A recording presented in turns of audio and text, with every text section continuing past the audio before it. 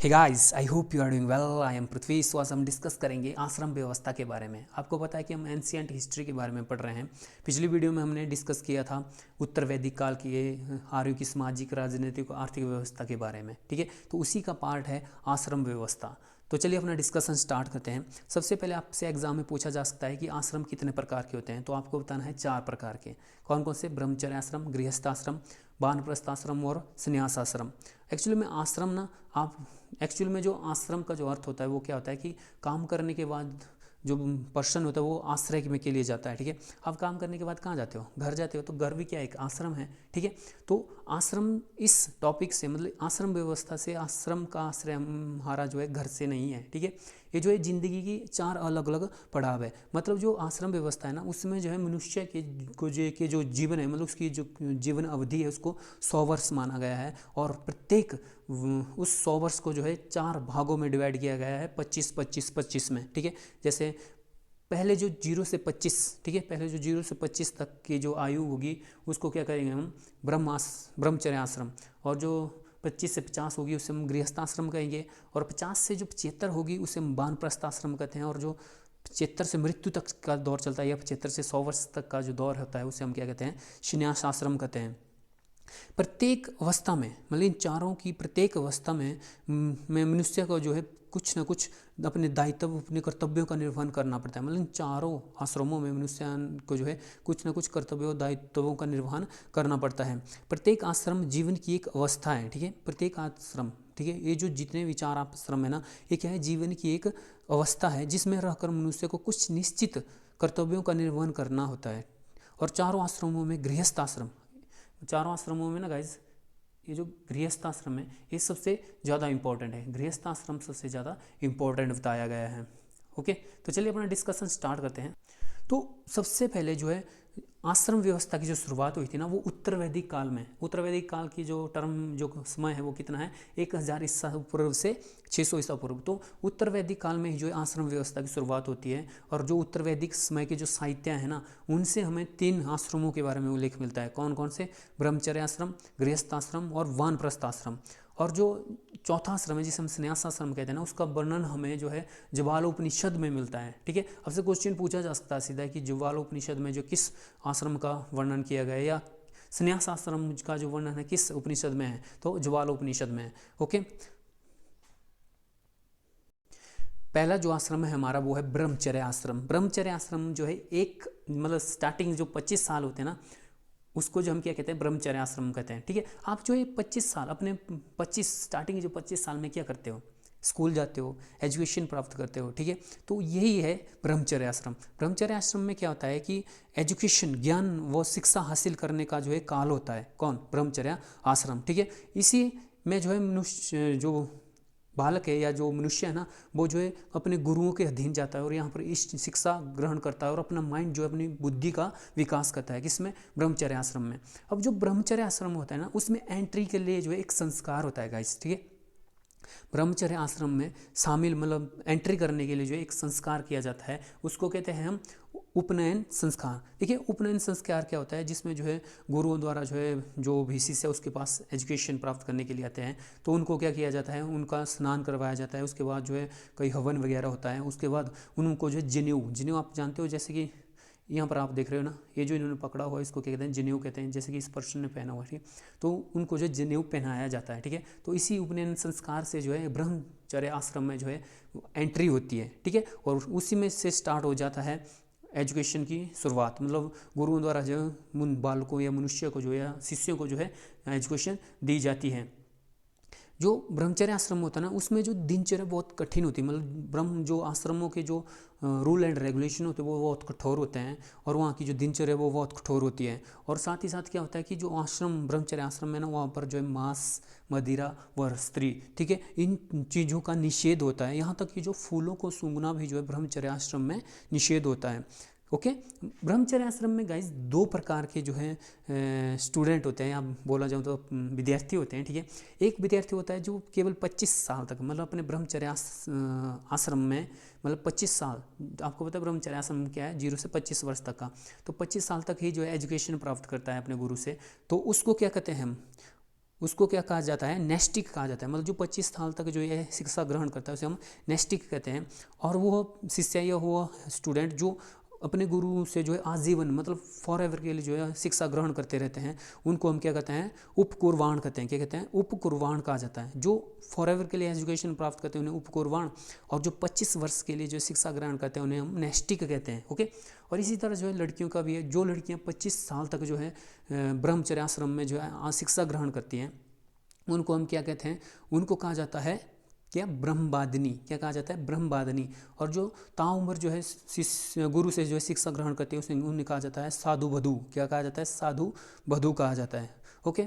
उसके बाद जो है जब ब्रह्मचर्य आश्रम का जो मतलब टर्म जो इस काल जो है समाप्त होने आता है, मतलब 25वें साल में जो है एक संस्कार करवाया जाता है जिसको कहते हैं हम समावर्तन संस्कार। ठीक है। इसमें जो है शिष्य के जो है का स्नान करवाया जाता है। उसके बाद वो जो गुरु की का आशीर्वाद लेकर जो है ब्रह्मचर्य आश्रम को छोड़कर जो है 25 साल के बाद जो वो एंटर हो जाता है गृहस्थ आश्रम में।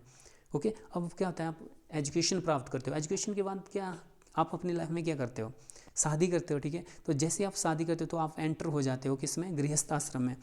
अब आपके माइंड में दिमाग में आएगा कि हम तो 30 साल की शादी करते हैं, बट एक्चुअली में जो गृहस्थ आश्रम है ना वो 25 साल से 50 साल के बीच में स्टार्ट हो जाता है। ओके। और जो गृहस्थ आश्रम में एंट्री होती है वो होती है विवाह संस्कार से।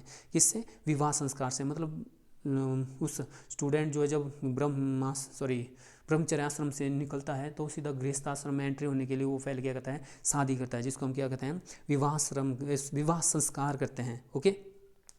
उसके बाद जो है गृह आश्रम में ना गाइस सबसे महत्वपूर्ण स्थान बताया गया। मतलब गृह आश्रम को चारों आश्रमों में सबसे महत्वपूर्ण स्थान प्राप्त है। ठीक है। इसका पालन चारों वर्ण करते हैं। मतलब जो आपको बताया बाकी जो 3 आश्रम है ना उनको केवल क्षत्रिय, ब्राह्मण व वैश्य ही जो है उनका पालन करते हैं। वो जो इन मतलब शूद्रों को जो है शिक्षा प्राप्त करने का अधिकार नहीं है। मतलब जो 3 आश्रम है ना वो उसमें जो शूद्रों की एंट्री निषेध है। केवल गृहस्थ आश्रम है जिसमें जो चारों वर्ण जो है इसका पालन करते हैं। ठीक है।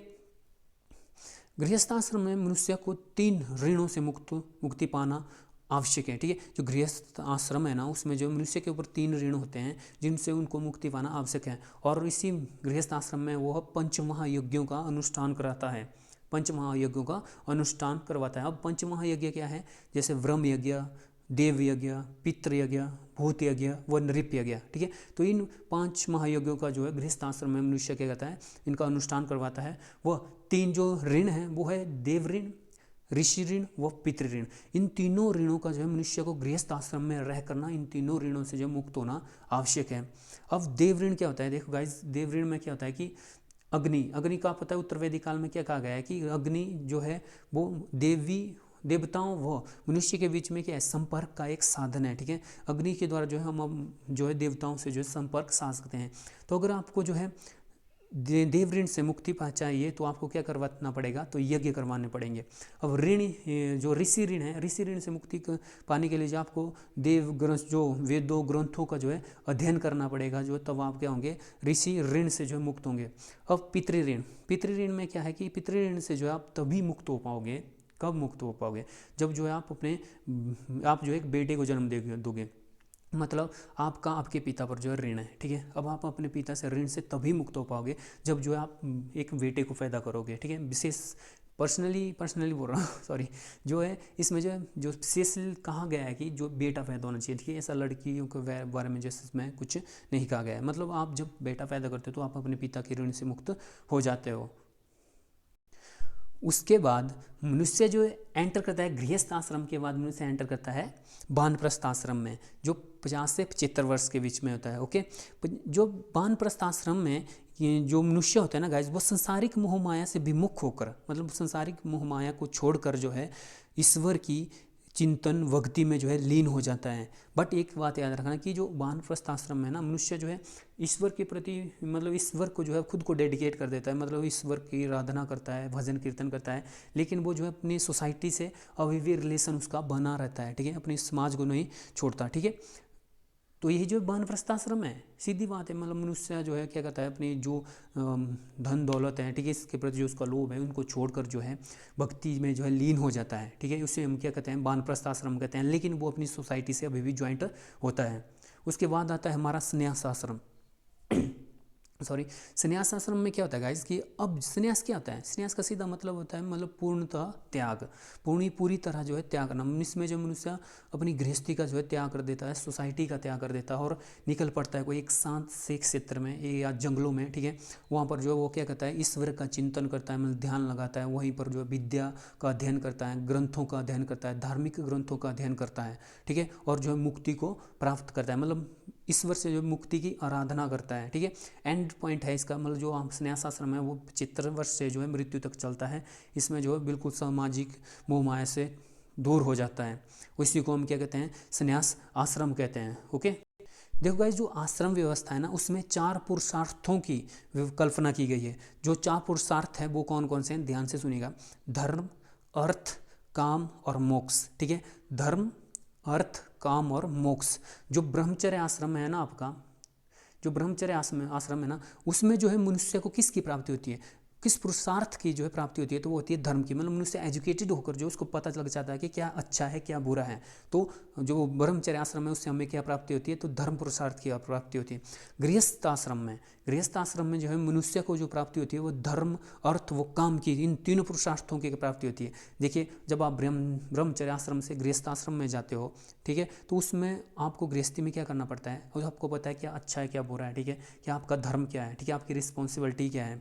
और इसी के साथ आपको जो क्या करना पड़ता है, अर्थ मतलब पैसा कमाना पड़ता है, ठीक है, फैमिली को चलाने के लिए। और ही साथ आपको क्या करना होता है, आपको काम मतलब आपको पता है कि आपका कर्म क्या है, ठीक है। तो जो गृहस्थ आश्रम है ना, उसमें आपको जो है धर्म, अर्थ व काम, इन तीनों पुरुषार्थों की प्राप्ति होती है। वानप्रस्थ आश्रम में गाइस आपको धर्म और मोक्ष, इन दोनों पुरुषार्थों की प्राप्ति होती है। क्योंकि वानप्रस्थ आश्रम में जो आप क्या करते हो, ईश्वर की आराधना करने लग जाते हो, ठीक है, आप अपना धर्म को अपनाते हो, मतलब अपना जो रिलीजन है उसको अपनाते हो, ठीक है। और जो लास्ट है हमारा संन्यास आश्रम में सीधी किसकी प्राप्ति होती है, मोक्ष की प्राप्ति होती है। मतलब आप उस स्टेज पर हो, 75 साल क्रॉस कर चुके हो, और अब आपको सीधा क्या है, बस भगवान आपको क्या करे, मुक्ति दे दे, मोक्ष दे दे, ठीक है। तो इस तरह जो है आश्रम व्यवस्था में कितने पुरुषार्थ हैं, 4 पुरुषार्थ हैं। और आपको पता है कि कौन कौन से आश्रम में हमें कौन कौन से जो है पुरुषार्थ की प्राप्ति होती है। ओके, सो गाइस, इसमें ये था आश्रम व्यवस्था। अब नेक्स्ट जो हम बात करेंगे, नेक्स्ट जो हमारा टॉपिक होगा वो होगा वेदांग, उपवेद व स्मृति ग्रंथों के बारे में। ओके, सो इस वीडियो में बस इतना गाइस, मिलते हैं नेक्स्ट वीडियो में, तब तक के लिए बाय बाय गाइस, सब खैर।